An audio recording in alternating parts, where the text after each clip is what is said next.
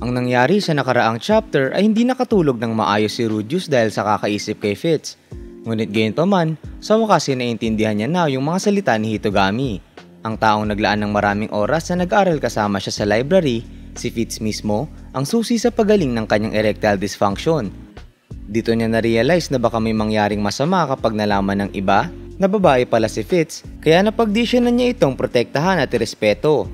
Sa kabilang banda, kinausap ni Fitz si Ariel at nalaman ni Ariel ang nangyari sa kanila ni Rudius. Kinonvince ni Ariel si Fitz na ipaalam niya na siya si Sylphie kay Rudius. Di nagtagal, buong pusong sinabi ni Sylphie kay Ariel na gusto niyang makasama si Rudius habang buhay. Dahil doon natuwa sa kanya si Ariel at niyakap siya. Pinaliwanag ni Ariel na ganun daw dapat. Dapat mong inuuna ang iyong sarili. Pwede pa rin naman daw bumalik si Sylphie matapos ang lahat ng yon. Napatanong naman si Sylphie kung what if hindi siya maalala ni Rudius. Sagot naman ni Ariel na edi hahanapan na nila iyon ngayon ng paraan. Sa sumunod na eksena, lumabas sa town si Rudius at Fitz nang magkasama. Tinanong ni Rudius si Fitz kung maaari na ba silang magpatuloy sa pupuntahan nila. Lakas loob namang sumang-ayon si Fitz doon. Sa huli, ang master plan na pagsamahin sina Sylphie at Rudius ay nagsimula na. What's up mga Oni-chan? Welcome back sa ating manga review series tungkol sa Mushoku Tensei na may isang MC na 34 years old na nabuhay muli sa ibang mundo at nagpa siyang hindi sayangin ng second chance sa buhay. Siya nga pala, kung gusto niya maging updated sa istorya nito, ay pwede niya ring panoorin ang full season 1 recap na in-upload namin a while ago. Link in the description below. So, simulan na natin ang video. Pero bago tayo magsimula, shoutout nga pala sa mga Senpai tier members natin. Salamat sa solid yung suporta. Sa pagpapatuloy ng nakakapanabik na istorya ni Rudius sa kanyang pangalawang pagkakataon sa buhay, dumako tayo sa daan nila papunta sa Forest of Hale. Sa isip-isip ni Sylphie ay nagsorry siya dahil kinailangan niya daw nalokohin si Rudius ng ganun. Ang tunay na feelings ni Sylphie ay napagdesisyonan na sa wakas. Sa sumunod na eksena, pinaliwanag dito ang nangyari a few days ago kung bakit nagsorry si Sylphie. Pinag-usapan nila Ariel kung paano nila ipaparecognize kay Rudius na si Fitz ay si Sylphiette. Suggest ni Ariel kay Sylphie na what if sabihin niya na, "Ako si Sylphiette na lumaki kasama sa Buena Village." Nagkomento naman si Luke na imposible iyon at sigurado itong hindi na siya naaalala ni Rudius matapos ang matagal na panahon, kaya tuluyan na daw nakalimutan noon si Sylphie. Sa isip ni Sylphie, sinasabi niya na kilala daw yung mga grey rat na mahihilig sa malalaking melon, kaya inisip niya kung magkakatsansa ba kaya siya kay Rudius kung may mga ganun siya. Nag-isip naman si Ariel at di nagtagal, tinanong niya si Sylphie kung meron ba itong special memories kasama si Rudius. Pinaliwanag ni Ariel na naaalala ng mga taong iba dahil sa mga abilidad at mga memorya kasama ang mga yon. Madali lang daw maalala yung chantless magic ni Sylphie pero hindi daw yun naalala ni Rudius. Kung gayon daw, bakit hindi sumugal si Sylphie sa isang shared memory? Sinabi naman ni Sylphie na hindi ba ay napag-usapan nila ni Ariel na nabully siya dati. Sumang-ayon doon si Ariel at sinabi na nabully si Sylphie dahil sa kulay ng buhok niya. Bakit nga daw ba yun nangyari? Tanong ni Ariel, ang ganda daw ng puti niyang buhok. Sa isip ni Sylphie ay sinabi niya na hindi niya pa sinasabi kila Ariel na dating kulay green ang kanyang buhok. Hindi naman daw noon ibig sabihin na wala siyang tiwala sa kanila. Sadyang natatakot lang siya na baka magalit sila sa kanya. Pinaliwanag ni Sylphie na nung binubuli siya ng mga bata sa village, yung encounter niya kay Rudius yung nagligtas sa kanya. At iyon daw ang most memorable para sa kanya. Inalala niya ang mga pangyayari doon at napasabi sa isip na ang nostalgic naman. Ganun ba? Si Ariel. Inisip ni Ariel na kapag ba nireincarnate nila ang kaparehong sitwasyon sa mga panahong iyon at gawin daw kaya nila ang isang plant thug assault kay Sylphie, ay darating doon si Rudius at ililigtas siya. Pero hindi daw Escort niya pa din daw si Sylphie at walang masyadong thugs ang kayang tumalo doon. At kapag sadya naman yung nagpatalo ay liliit ang impression sa reliable senior. Napagdesisyonan niyang hindi yon gawin at tinanong ni Sylphie kung meron pa ba siyang ibang memorya. Nag-isip-isip si Sylphie at di nagtagal, meron siyang isang memoryang naalala. Pinaliwanag niya yung memorya niya na nung una, inakala daw ni Rudius na lalaki siya. Nung nagpa-practice sila ng magic sa panahong iyon, ay biglang umulan. Dahil doon ay naligo sila sa bahay nila Rudius. Habang nagpapaliwanag ay tila hinaharangan ni Luke ang sarili nitong mga tenga. Pinagpatuloy ni Sylphie yung pagpapaliwanag niya habang nahihiya at sinabi na pilit na inaalis ni Rudius yung underwear niya noon. At sa huli, lakas loob niyang sinabi na nakita ni Rudius ang kanyang pancake at doon na nalaman ni Rudius na babae siya. Napangisi naman si Ariel sa kanyang narinig. Pinaalis ni Ariel yung kamay ni Locke sa mga tenga nun. Tinanong ni Locke si Ariel kung may ideya na ba ito, kung saan sumang-ayon si Ariel at sinabi na kahit ano paman ay wala nang ibang paraan kundi ang kanyang iniisip. Takang-taka naman si Sylvie kung ano yung plano nila. Sinabi ni Ariel na napagdesisyonan na nila na gagawa sila ng kaparehong sitwasyon nung mga panahong ipinaliwanag ni Sylvie, sa pamamagitan ng paghubad ni Rudius kay Sylvie gamit ang sarili ng mga kamay. At matapos daw yun, mag-go with the flow na lang siya sa momentum. Natameme naman si Sylvie sa kanyang nalaman. Sa sumunod na eksena, nasa hallway si Fitz habang naglalakad.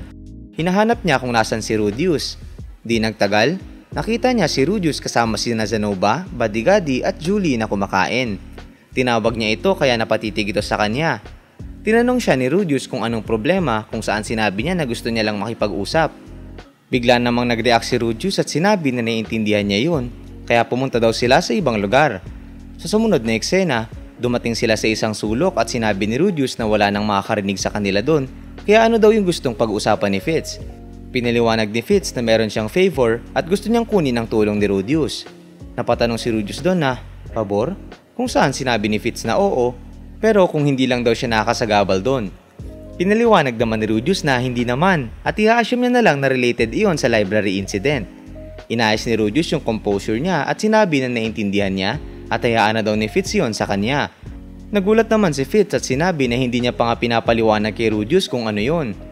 Pinaliwanag naman ni Rudius na hindi siya tatanggi kung si Fitz ang nag-request, pwera na lang kung imposible ang gusto nung ipagawa. Dahil doon ay tila tumibok ang puso ni Fitz sa kilig.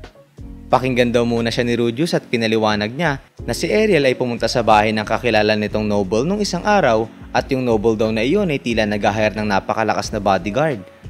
Agad naman na tinanong ni Rudius na so gusto ni Fitz na bugbugin niya yun para sa kanya. Sumigaw naman si Fitz na mali siya. Buti naman daw sabi ni Rudius dahil hindi daw siya magaling sa pakikipaglaban. Bumalik sa topic, nairita daw si Ariel sa pagmamayabang ng noble na yun kaya sinabi ni Ariel na mas magaling pa doon si Fitz. Tapos daw ay sinabi ng noble na yung bodyguard noon ay pumunta sa malalim na parte ng Forest of Hale kasama ang party of 4 people at kumuha ang mga iyon ng isang bulaklak na tanging doon lamang bumubuga.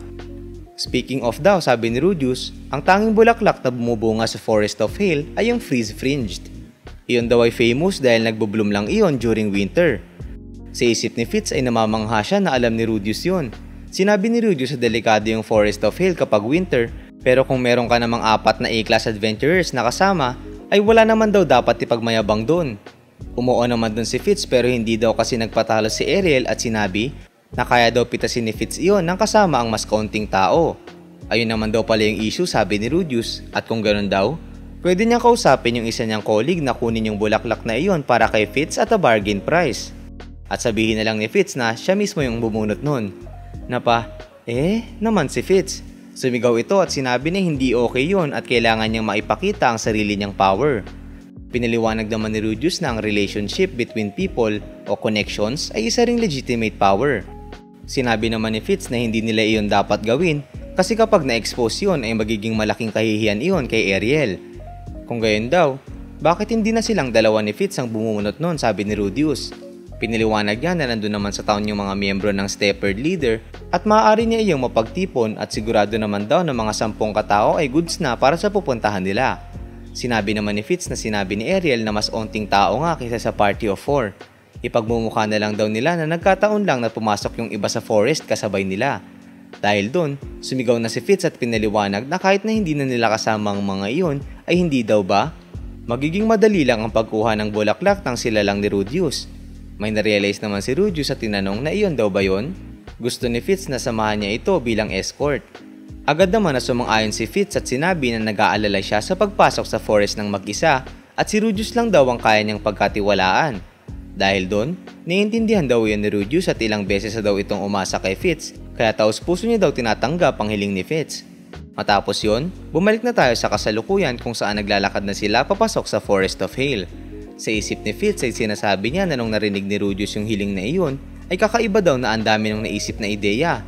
Maski ngayon daw ay patuloy lang iyong nagmumove forward habang tinutunaw ang shoulder level na snow. Lumabas bigla sa kanyang mga bibig na talagang nakakamangha si Rudius. Dahil doon napatanong si Rudius kung may sinabi na siya kung saan sinabi niya na wala lang yun. Napaisip si Fitz na masama iyon at na-carried away siya. Kailangan niya daw na magawa yung operation.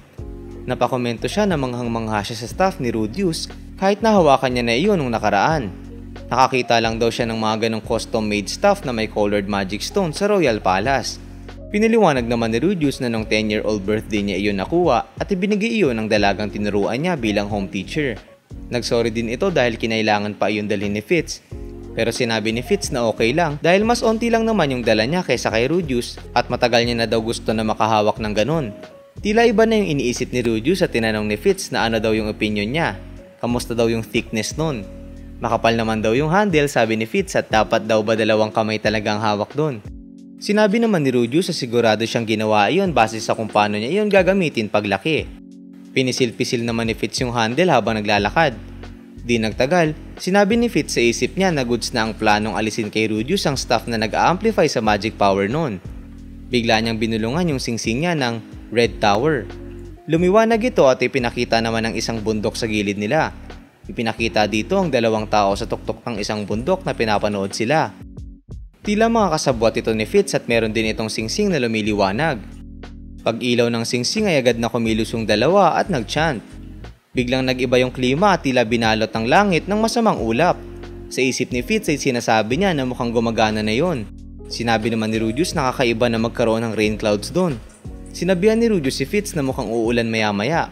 Pinaliwanag ni Fitz na rule of thumb na kapag umulan habang winter, kinakailangan nilang maghanap ng shelter kagaya ng kuweba. Base daw sa mapa ay malapit lang ang isang kuweba doon, sabi ni Fitz. Bigla namang sinabi ni Rudius na hindi.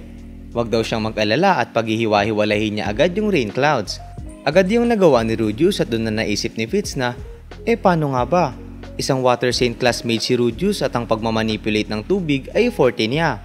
Iginiit ni Fitz sa sarili niya na kailangan umulan doon at tinulungan niya si Ariel kaya hindi siya pwedeng mabigo. Agad na binalot muli ng ulap yung langit. Habang sinusubukan ni Rudius na pigilan yun, ay bigla itong may napansin. Tuluyan ng umulan sa lugar. Di nagtagal, sinabi ni Rudius na pasensya na at mukhang masama yung kondisyon niya ngayon, kung saan sinabi ni Fitz na okay lang at sigurado siyang dahil iyon sa hindi niya ibinalik yung staff niya. Pinaliwanag naman ni Rudius na kahit wala yung staff niya, dapat kaya niyang paghiwa-hiwalayin yung ulap kung ganun lang yung karami. Napatanong siya sa sarili niya kung humina na ba siya o kung ano. Sa isip ni Fitz ay sinasabi niya na mukhang na-realize ni Rudius na intentional yung paglabas ng rain clouds. Sinabi ni Rudius na wala na silang magagawa doon at kung tama daw yung naaalala niya, merong kuweba malapit sa kanila kaya pumunta na sila doon. Agad naman na sumang-ayon si Fitz at sumunod. Tumakbo na sila papunta sa kuweba habang bumubuhos yung ulan. Sa huli, nakarating na sila sa pasokan ng kuwebang hinahanap nila. At dyan nagtatapos ang videong ito. Sa tingin nyo, magiging successful kaya sila Sylphie sa kanilang plano? Maaalala kaya agad ni Rudius si Sylphie? Write your comments down below. Kung gusto mo pa ng iba pang anime at manga reviews, huwag kalimutang mag-like and subscribe para maging updated ka sa mga susunod na bagong videos. At kung gusto mong mapanood ang lahat ng mga anime series na nire-release namin, ay check mo lang sa playlist tab on the YT app. Oni-chan?